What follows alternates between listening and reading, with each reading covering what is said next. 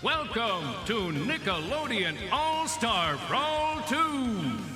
Hey everyone, Nickelodeon All-Star Brawl 2 is now released, and it's time to jump right back on into the swing of things. Spongebob SquarePants, the porous and yellow fellow from the water down under, is ready to kick butt against his fellow competitors. We're going to be going over his moveset, his game plan, and his combos, so let's get started.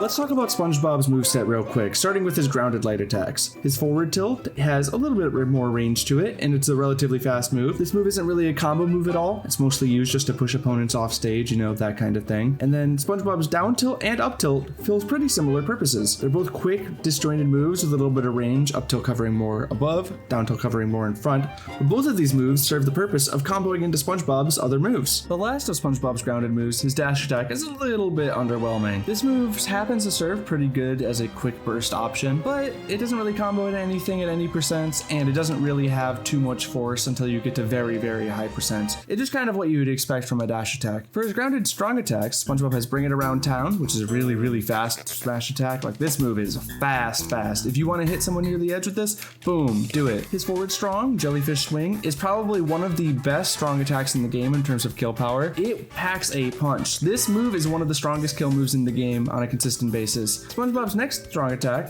his grounded up strong, Imagination, is a bit different than his other ones. It doesn't really have the speed of down strong, and it doesn't really have the power of neutral strong. It's a little bit weaker. However, this move is a bit unique. Once you get your opponent to around mid-percent or so, this move actually has the ability to combo into SpongeBob's other moves. There's not many strong attacks in this game that have this ability to them, but it's a very nice thing to have, especially on an anti-air.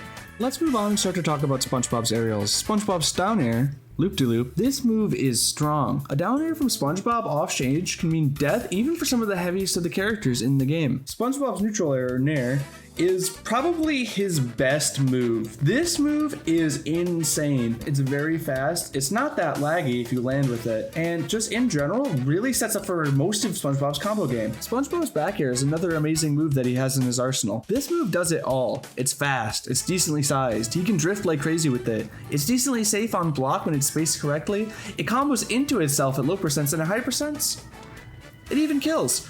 This move is amazing. You should be using it whenever you have the opportunity. Continuing on with SpongeBob's aerials, his up air is another amazing addition to his kit. This move is incredibly fast, has high mobility, and can combo into nearly his entire kit if you follow your opponent's DI correctly. This move, combined with the aforementioned Nair and back air, means SpongeBob is really good at racking damage up on your opponents at early percents. SpongeBob's last move, forward air, also happens to be his biggest. The move has a sweet spot that spikes and can set up for combos if you hit it on a grounded opponent. It just happens to be big enough to where you can fade with it over and over in the air and zone people out. And honestly, it just happens to be an amazing finishing tool.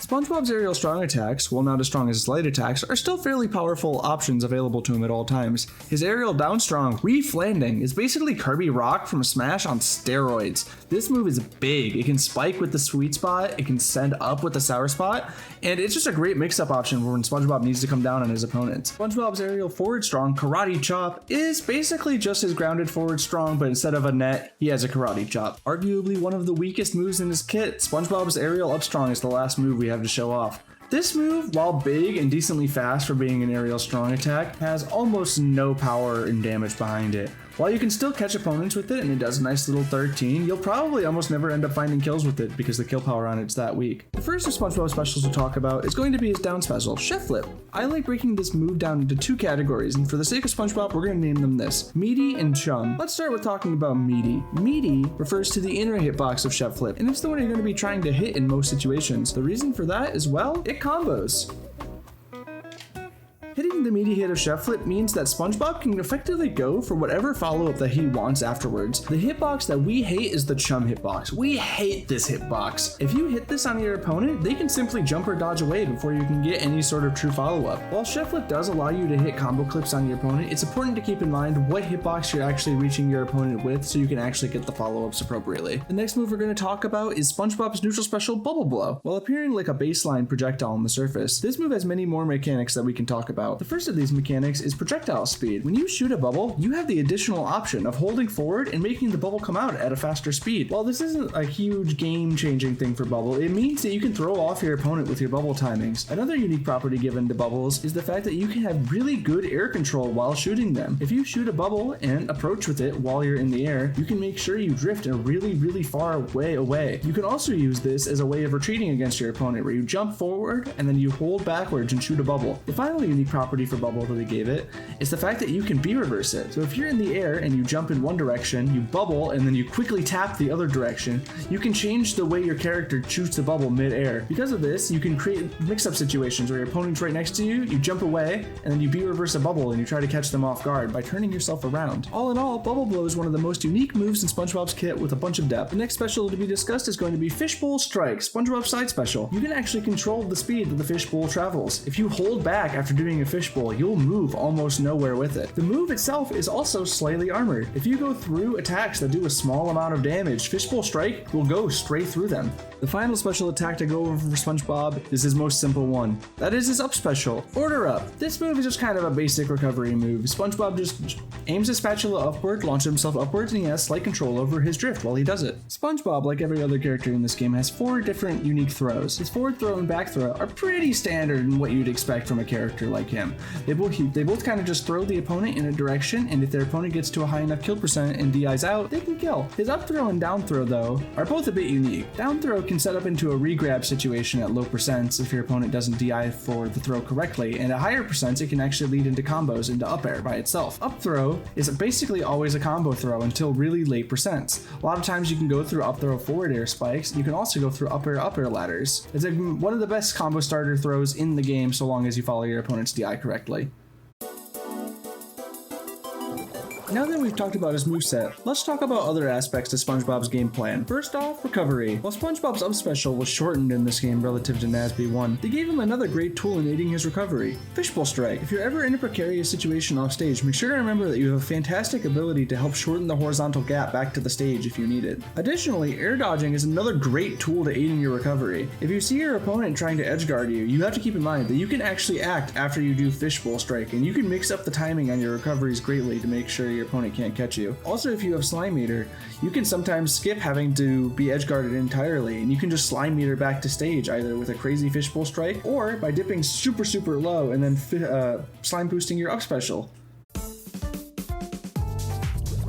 Let's take a look at it as if we were on the other side of things and we were SpongeBob being the one edge guarding. There's a couple of things SpongeBob likes to do when he's edge guarded. If his opponent's pretty far off the stage, he likes to throw out a lot of bubbles because it forces your opponent to react to them. If they go high, SpongeBob can either swat them with a forward air or do back air walls up here in order to keep them off stage, keep the pressure going. If they decide to go low, he can continue doing those back air walls, but this time he likes doing them from the edge. SpongeBob's back air is an amazing tool at handling this kind of thing when you need to edge guard your opponent. Additionally, SpongeBob has another really great tool for edge guarding, that being his aerial down strong. If SpongeBob has an opponent below him off stage, he can actually just quickly grab the edge like this, and he can actually prevent your opponent from grabbing it, or it can just hit them outright and spike them and kill them very early. Amongst other things, SpongeBob can also do down strong, grounded down strong by the edge, catch people who go too far with their recoveries and miss the edge snap, or he can just hold the edge like a lot of other characters, and if he sees people recover past him, he can come up air them and try to back air them back off. Those are the main options you're going to be looking for as SpongeBob when you're edge guarding your opponent. So how do you actually play the game as SpongeBob? What do you do when you're in neutral? We're gonna try to talk about that a little bit here. So SpongeBob, when he's playing neutral, has quite a few options. The main option you're gonna be looking for whenever you're given a lot of space is playing around Bubble. We already talked a bit about Bubble, about how you control it at different speeds, but the fact that you can also B-reverse it means you can approach really close to it. So if your opponent is in a situation where, like, let's say they're around this far away, if you do a B-reverse Bubble and you approach behind it, one, you force a reaction out of them. So if, let's say I do this bubble right here, Patrick in this situation, he has to either 1, try to strong attack the bubble to reflect it, 2, try to shield the bubble, or 3, jump around it. Those are kind of the main options he's going to be going for most of the time. If you as a SpongeBob player say, hey, every time I shoot this bubble, he decides just to like run towards me and eat it. So that means you can actually, hey, the bubble hit him, let's grab him now. And you can lead to an opening that way. That's one example of how to play around bubble when you're playing Spongebob. And this is one of the best things he can be doing most of the time when he's playing neutral, is setting up a bubble and trying to play around it. Usually you want to be doing that a lot of the time because that's how you're going to beat your opponents. If Spongebob does not have the space to set up a bubble, let's say around this far away from your opponent, and if you set out a bubble, they can hit you as you're doing it. You don't really want to be throwing out a bubble this close to someone. It's also pretty laggy if they shield it. In this kind of spot, there's a couple things you can do. One, Spongebob's got some decent size pokes, one with like forward tilt to push away, or two, and especially in a grounded situation, down tilt is also an amazing poke. This move has a lot of range. It also sets up for his full combo game. In this range, you kind of want to be playing around mostly with down tilt if you're playing grounded. You also have the option of, if you're around this close to someone, doing these like small like approaching nairs or approaching up airs is really, really good. So if, say, you're in this range, you know, do a little rising up air, see what they do. If you get a hit, you can get a combo off of it. If you don't, you just fade, just do the up air. Like, hey, let's say this Patrick shields. He's not going to because he's a CPU, but let's say this Patrick shields. You just do this little up air, you fade away from it. Hey, you're like this far away now, he can't really punish you all that easily. Out of shield options in Nickelodeon All-Star Brawl 2 are pretty good across the board. Grab gets a lot of reward on most of the casts. Spongebob has some pretty good grabs. And additionally, Spongebob has fast moves out of shield. If you're facing the wrong way, back air out of shield, amazing move. If you're facing either way, nair out of shield, amazing moves. Spongebob can play this out of shield game versus people, you know? If you get this close to someone, they're gonna press something. So what you need to realize is, hey, what options are they deciding to press? Are they deciding to jump? If they're deciding to jump, up air or nair that. If they're deciding to swing on you, hey, either hit them first with a fast down tilt or a fast forward tilt, or play the out of shield game. Just block what they do and then try to hit them afterwards. Those are the main things you're going to be looking for when you're playing Spongebob. If you're this far away from your opponent, right, most people at this range are not going to be wanting to shield. It's just not something that's really going to happen. But hey, Spongebob actually has a really good burst option with Fishbowl Strike that can cover this gap. If you use the slime cancel version of Fishbowl Strike, you gain a huge reach bonus, and you can actually just catch people in situations they aren't expecting. And that's a big amount of damage too, 14% just for doing a little fast dash across the map. Additionally, this is where use for dash attack comes in. While a lot of characters in the game have better dash attacks than Spongebob, any move in NASB 2 that is a burst movement option is a very good option because you always have the option of slime canceling. While Spongebob doesn't get much off of his dash attack normally, if he slime cancels it, he can actually get full combos off of it that take the dash attack a lot further than it would go normally. Basically, in summary, when you're playing in neutral in Spongebob, if you have a bunch of space, try to set up bubbles, play around those because playing around bubbles is very strong. If you're in a range of very close, either play an out of shield game with up airs and nairs, or make sure you try to hit them first with one of your good boxing moves. Make sure you keep in mind the options that you have available to you. You can always burst option in neutral. You always have Fishbowl Strike that punishes certain light attacks, and you can use the slime cancel version to cover more room. And additionally, you have big aerial approaches as well with these. Make sure that you got these nairs on deck. Last but not least in this review, we're going to be talking about what people really care about the most. We're talking combos, baby. For the most part, Spongebob has quick and short range moves that are meant to flow into each other. The question is, what moves does he choose when he needs to start combos? Let's go over all the combo starters first. So for grounded moves, his best options are usually down tilt, which is a huge move that's super fast in front of him, and up tilt, which knocks people up. He also has the ability to get the meaty hitbox on Chef Blip, but realistically, you're probably not going to be finding that too often. So mostly focus on up tilt and down tilt when you want to start big grounded combos. For aerials, Spongebob's nair starts combos, Spongebob's forward air starts combos, Spongebob's up air starts combos, Spongebob's back air starts combos, and Spongebob's down air starts combos. All of Spongebob aerials are amazing combo starters that you can follow up off of. The question is, what way do you follow up on your opponent? And the answer to that is actually variable. It depends on what direction your opponent is holding. And we're going to go into what you do when they DI in certain directions. So when your opponent DIs up, meaning they hold straight in and they go straight up when you hit them, kind of like this Patrick is here, what Spongebob usually wants to do in this situation is a lot of up airs. You usually want to keep them above you at all times. If you ever get to a point where, hey, you can't do any more up airs, like let's say they're too high up, right?